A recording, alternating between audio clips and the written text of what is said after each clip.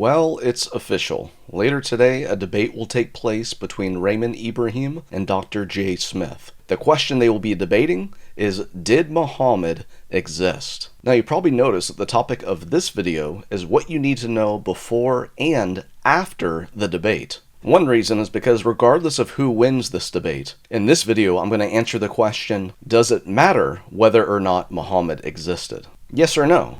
What do you think? I'm going to share some reasons why it matters, and also reasons why it doesn't. Now, since this video is being released before the debate happens, I'll be providing you a tale of the tape, so to speak, including an introduction for both debaters, as well as some of their background. However, if you're now watching this video after the debate, you still have perfect timing, because what I share with you in this video will be extremely relevant, regardless of when you watch it. Spoiler alert. One of the things that you need to know is that regardless of who wins this debate, and whether the answer to the question, did Muhammad exist, is yes, no, or maybe, certain things are going to happen after this debate, and there's also other things that need to take place. In fact, because that is the most vital thing I need to share with you in this video, I'm going to share that with you first in just a few moments. Before I do though, check out the timestamps below for other parts of this video, because after I share with you the most important information, I'm also going to share with you a quick disclaimer, introductions for and a background on both debaters, as well as 5 logical possibilities when it comes to the origin and history of Islam, as this question of whether or not Muhammad existed is being debated.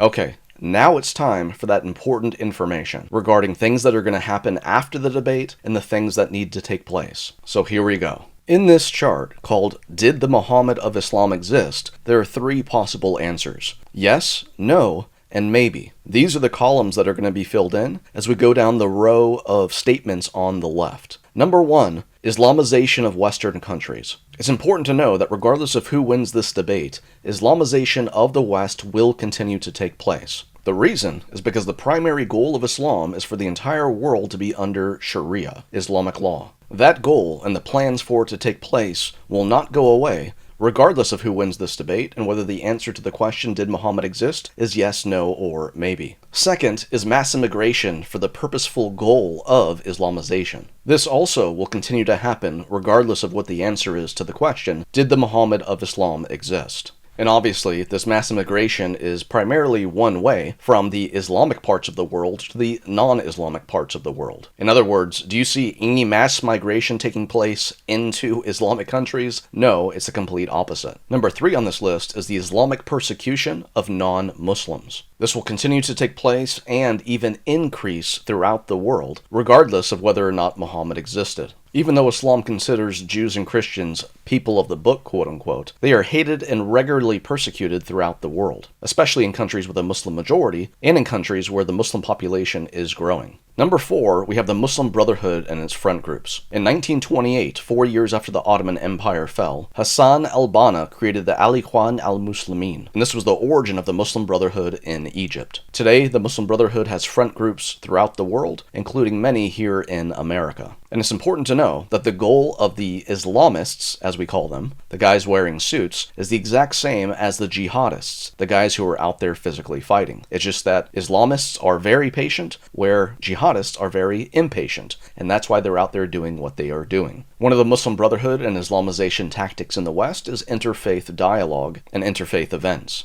Quick tip, if you're trying to discern who the Muslim Brotherhood operative is, they're typically described as the nicest guy in the room. Smooth talkers and perpetual smiles are good indications. The Muslim Brotherhood and its front groups are definitely not going away, regardless of who wins this debate, and whether the answer to the question of did Muhammad exist is yes, no, or maybe. 5th on the list is the goal of worldwide Sharia or Islamic law, which ties into number 1, as I'd mentioned previously, because you can't have worldwide Sharia if Islamization doesn't take place. That's why you have a slow, creeping Sharia in many countries, although it's moving quicker in others. Number 6 on the list is Muslims need to know and understand the gospel. This is something that needs to take place regardless of who wins this debate. The gospel is the power of God unto salvation, and there are many Muslims throughout the world who have never heard the gospel, and if they've heard bits bits and pieces of it, they don't understand it. They need to realize that all of their good works cannot save them. They simply need to repent, turn from their sins, and put their trust in the Lord Jesus Christ, who has already done the work for them. Another thing that needs to take place, regardless of who wins this debate,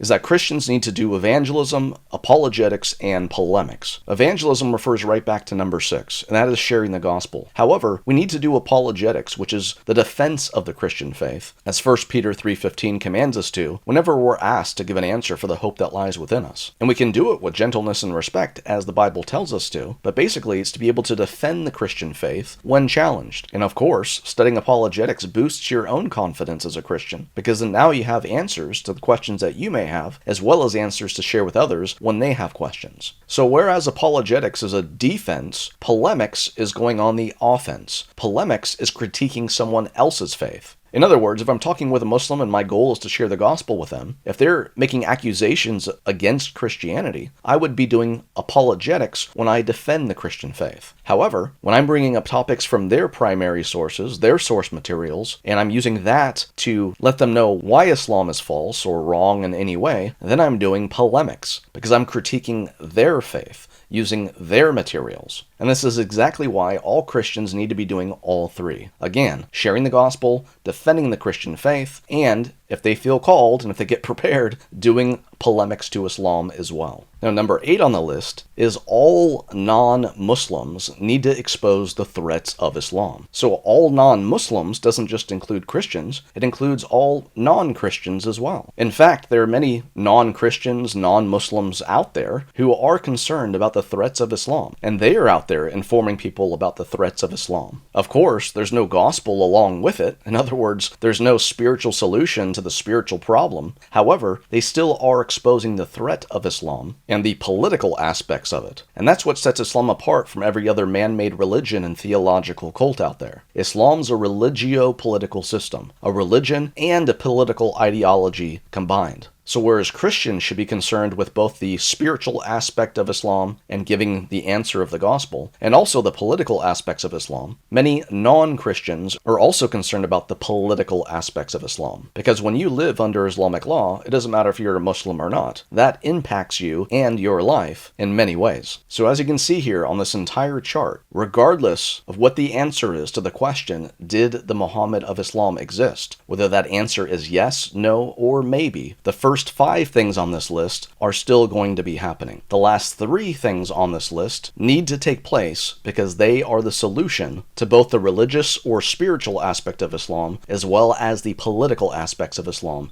as well. Okay, now that I've shared with you that important information, now on to the other parts of the video. First, I'm going to give you a quick disclaimer, then introductions for and backgrounds on both debaters, as well as those 5 logical possibilities that I mentioned earlier when it comes to the origin and history of Islam, as this question of whether or not Muhammad existed is being debated. First, for the disclaimer, I'm completely neutral on who wins or loses this debate. And it's not because I'm not interested in the question and that there are reasons why it does matter, but rather it's simply because I personally know both Dr. J. Smith and Raymond Ibrahim. Over the years, I've done a number of shows and interviews with both of them, and I value my friendship with both of them as well. Dr. Smith and Raymond don't know each other personally, but because I know both of them, I'm neutral on who wins or loses this debate. I believe it was probably 2018 when I first met Dr. J. Smith, and he and I had did a number of shows together on the Aramaic Broadcasting Network. However, I did know about him years before that because of classes that I took on apologetics to Islam, the history of Islam, because one of my other professors, who's very good friends with Dr. J. Smith, and because the founder of our ministry, Joe Carey, was good friends with J. Smith as well. As for Raymond, I've probably known him about 10 years or so, because I remember it wasn't too long after his book Crucified Again had come out, and that came out in 2013. So now in 2025, it's come to the point where Dr. J. Smith and Raymond are debating each other because of their different viewpoints on this question, and I simply wish both of them the best in this debate. So time for intro and backgrounds. Who is Dr. J. Smith? He's a Christian apologist. His specialties are polemics to Islam and the historical critique method.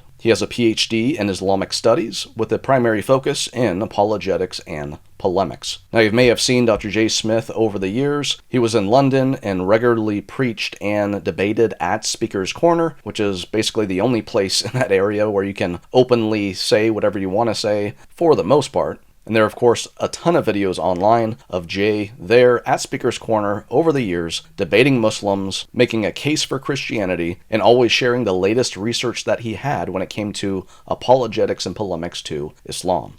Now, who is Raymond Ibrahim? He's a Coptic Christian author. His specialties are Islam and the Middle East, and he's fluent in Arabic and Greek. He has a master's degree in history under Victor Davis Hanson, and his area of focus was ancient and medieval Near East. Now, perhaps depending on which camp you're in, there are people out there who've known about Dr. J. Smith for years. They've watched his debates, his videos, and all this stuff, and they've never even heard of Raymond, or they know very little. Some people think that Raymond just came on the scene about 8 months ago when he put out his first YouTube video called Welcome to Raymond Ibrahim's Holy War channel. And in the last 8 months since that video, he now has over 65,000 subscribers. Now, Raymond's had a YouTube channel for a number of years, and he has added videos of people interviewing him. However, it was about 8 months ago that Raymond started to make his own videos, and since then, his subscribers have increased very quickly. Now again, just as there are a lot of people out there who have heard of Jay and they've known about him for years and are just now learning about Raymond, we also have the opposite. There are also a lot of people out there who don't know who Dr. J. Smith is, or maybe they've heard the name but they haven't ever watched any of his videos, but they've known about Raymond because Raymond's actually been doing his thing for roughly 25, 30 years, just about as long as Dr. J. Smith has been debating Muslims and doing his work in the UK. Again, I've known Raymond for about 10 years. He's been doing the same thing the entire time. He reads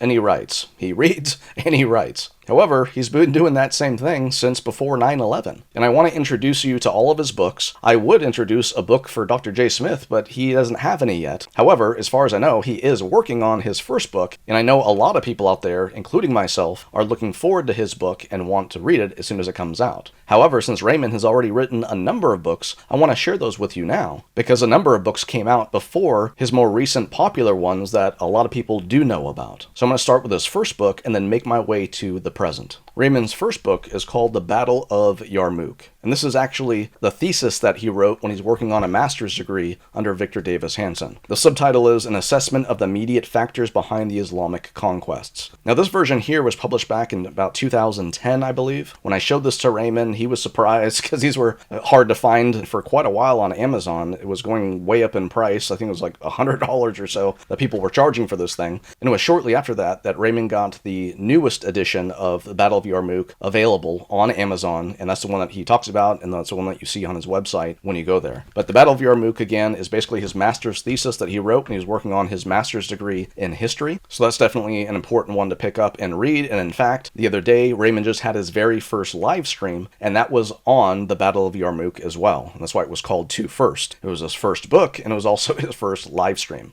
Now, in 2007, Raymond's second book was published, and that was The Al-Qaeda Reader. In this book, Raymond got a lot of primary source material in Arabic, translated it into English, and Raymond was able to get a lot of source material for this book because at one time he worked at the Library of Congress and had all the access to any book he could ever want, so another important book to get. Now, Raymond's third book is called Crucified Again, exploring Islam's new war on Christians. Now, for those of you who don't know, in addition to writing on a lot of history, commonly when he does write about recent events, it's usually in reference to persecution. This book ties in well to all the historical stuff that Raymond writes, letting people know that it's not a new thing as far as persecution of non-Muslims by Muslims, but it's actually been happening for a long time. And now moving on to Raymond's two most recent books, and these are two, of course, that a lot of people do know about and have read and are giving a lot of good feedback about. And word about these newer books is still spreading. So in 2018, Raymond's book Sword and Scimitar was published. The subtitle is 14 Centuries of War Between Islam and the West. And in this, Raymond presents his readers 8 decisive battles and all that happened surrounding those. A lot of people like how he takes the non-fiction history and the way he tells a story and the way that he presents it. So a lot of people love that. Another interesting thing about this book, Sword and Scimitar, that came out in 2018, is this is the book that ended up causing Raymond to get disinvited from the U.S. Army War College because CARE, the Council on American Islamic Relations, a Muslim Brotherhood front group, complained to the War College, calling Raymond an Islamophobe and pushing white nationalism. Kind of interesting coming from an Egyptian guy, right? So surrounding that drama was one of the interviews that I had with Raymond years ago. I believe it was called CARE versus the U.S. Army War College, and Raymond and I talked about what was going on. Eventually, though, thankfully, Raymond was actually re-invited to the U.S. Army War College, and he did give a talk there,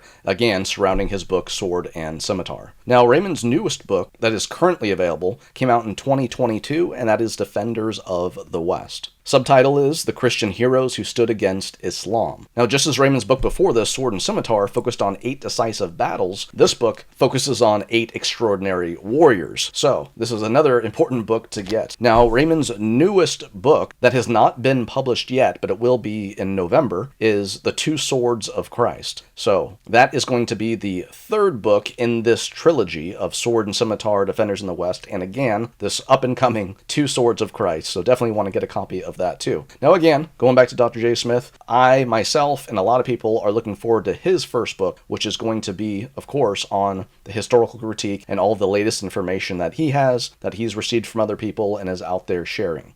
Okay, now it's time for those 5 possibilities when it comes to the origin and history of Islam, and again, surrounding this question, did Muhammad exist? So as you can see here on this chart called Islam, 5 possible dates and scenarios, we have 8 statements down the left. The Quran is the word of Allah. The Muhammad of Islam existed. Muhammad was a true prophet. The Quran was compiled shortly after Muhammad died. Someone else was the founder, quote-unquote, of Islam. Primary sources present a real Muhammad. Devout Muslims follow a real Muhammad. And only Jesus can save us. Now on the right, each of the columns are going to be filled in for each of these statements in the rows. Now as you can see, the columns are already filled in for 3 of these statements. And this is based on all the evidence that we have for both Christianity and Islam. Of course, I as a Christian, I hold a Christian worldview. And if Christianity is true, not just to me, but objectively, in reference to Jesus being the Son of God, that he lived a sinless life, died on a cross, rose from the dead in glory 3 days later, and he is the eternal Son of God in human flesh. If all of that is true, then Islam's automatically false. That doesn't mean that nothing in Islamic history is actually true, but as you can see, the 3 statements here, the Quran is the word of Allah, is a X or a no all the way across the board on all of these different columns. Also, Muhammad was a true prophet is marked with an X or no across all of these columns as well. And last but certainly not least, only Jesus can save us is a yes with a green check mark across all of these columns. So now, based on these 5 different scenarios, 1 being early and 4 being late, and I'll explain each one, we're going to go down these rows and columns. So one more time before we start, taking into account that the Quran is not the word of Allah, that Muhammad is not a true prophet, and that only Jesus can save us, let's fill in the rest here. First we have early. This means that the events of Islamic history happened in accordance with Islamic sources and when they say they did. So in this scenario, the Muhammad of Islam existed would be yes, with a green check mark. After that, we have the Quran was compiled shortly after Muhammad died. This would also be a yes, based on Islamic sources and what they say. Then we have someone else was a founder. This obviously would be no, because if Muhammad did exist, then he was the founder, and therefore it wouldn't be anyone else. Next, we have primary sources present a real Muhammad. This, of course, would be yes if Muhammad existed, so we're going to have a green check mark there. And then we have devout Muslims follow a real Muhammad. This, of course, would be yes as well with a green check mark if Muhammad existed, and not only that, but he existed early when the Islamic sources says that he did. Okay, now we have scenario titled Late Number 1. Now, as you'll see here, there's 3 little squiggly lines. I don't know what those are called. I'm sorry. There's 3 little lines here in between early and late number 1, because this basically means it's the exact same claims. The only difference is, one happened early in accordance with Islamic claims about history, and late number 1 means that all the same events did happen, just not as early as Islam claims. Let's say it all happened, but it happened 100 years after the Islamic sources say they did. That is what late number 1 is in reference to, and again, that's why it has these 3 little green squiggly lines, and you'll see that early and late number 1 have pretty much the same answers. Because even if it's late, but the primary sources are correct, then yes, Muhammad of Islam existed, so we have a green check mark there. Also, the Quran was compiled shortly after Muhammad died. That would be green as well. Someone else was the founder, again, no. Primary sources present a real Muhammad would still be yes, and also devout Muslims follow a real Muhammad would still be yes. So again, these first 2 columns are the same, early and late number 1. The exact same claims, it's just that early means they happened early when Islamic sources say they did, and late number 1 is the same events actually being true, but just happening later. Whether that's 10 years later, 50 years, 100 years, whatever. Okay, now we have scenario called late number 2. In this scenario, Muhammad existed as well. However, we're going to put a no or a red X for the Quran was compiled shortly after Muhammad died. In other words, what is late here is just the sources themselves, but the events themselves did happen early. So again, we have no for someone else was the founder. Yes, the primary sources still present a real Muhammad. And yes, devout Muslims still follow a real Muhammad as well. So now we have the fourth scenario, which is late number 3. In this scenario, Muhammad did not exist, and therefore it would also be a no or a red X for the Quran was compiled shortly after Muhammad died. Obviously, he couldn't have died if he didn't exist. And now we have someone else was the founder of Islam, and we have a yes or a green check mark there. In other words, if it wasn't Muhammad, maybe it was someone else. Maybe it was Stanley, and Stanley is the guy who everybody was following, and he's the guy who led the Islamic raids and everything else. I'm just saying Stanley, but I mean, it could have been anybody, right? In other words, it's just a Muhammad, quote unquote. There was a founder of Islam, and everything that the primary sources say about this founder, regardless of what his name is, actually did happen. However, since it was a different founder, it would be no, the primary sources do not present a real Muhammad, because the Muhammad himself that the primary sources are proclaiming isn't actually true in this late number 3 scenario. So then we also have no when it comes to if devout Muslims are following a real Muhammad. And now we come to the 5th scenario, which is late number 4. In this scenario, Muhammad did not exist. The Quran, of course, was not compiled shortly after Muhammad died. He couldn't have died if he didn't exist. Someone else was the founder? No. Primary sources present a real Muhammad? No. And devout Muslims follow a real Muhammad? No. In other words, in this scenario, there was no founder of Islam in regard to a particular individual or a group of people. Rather, the group of people, quote unquote, were the ones who simply wrote what are now known as the primary sources, and they were late, and they basically are redacted back to give a backstory to Islam itself. So if scenario late number 4 was actually true, that means that Muslims throughout the world today are basically following the teachings and primary sources of a religion which actually had no official founder, whether it was Muhammad or another individual or even a group other than the people who wrote the materials. And there you have it. 5 possible dates and scenarios for the origin of Islam and the history. So now the question I have for you is, what stance do you think Dr. J. Smith and Raymond Ibrahim will take in this debate? What do you think the outcome will be? And what do you think the answer will be to the question, did the Muhammad of Islam exist? Yes, no, or maybe. But keep in mind that most vital information of what is still going to happen, regardless of who wins this debate and regardless of what the answer to the question is. And also remember those 3 things that all Christians and non-Christians need to be focused on doing. So please keep these things in mind if you've already watched the debate. If you haven't watched the debate, go watch it now and enjoy the show.